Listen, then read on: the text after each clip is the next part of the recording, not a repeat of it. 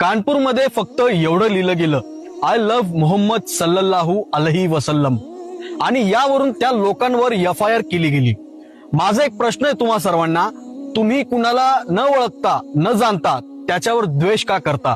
Prophet Mohammed सल्लल्लाहु अलैहि वसल्लम यांच्या नावाने ज्या लोकांना प्रॉब्लेम आहे, मी त्यांना सांगू इच्छितो, तुम्ही अगोदर त्यांच्याविषयी जाणून तरी घ्या, त्यांचे संदेश ऐका, त्यांच्या व्यक्तिमत्वाला तरी समजा.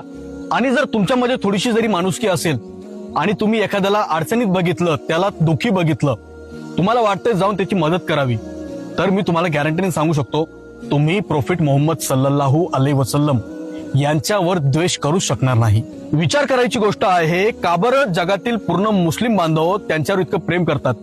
का बरं एक ख्रिश्चन रायटर मायकल हार्ट जगाच्या इतिहासातील 100 इन्फ्लुएन्शियल लोकांच्या जीवनावर एक पुस्तक लिहितो आणि त्या पुस्तकात तो पहिल्या क्रमांकावर ठेवतो प्रोफेट मोहम्मद सल्लल्लाहु अलैहि वसल्लम यांना?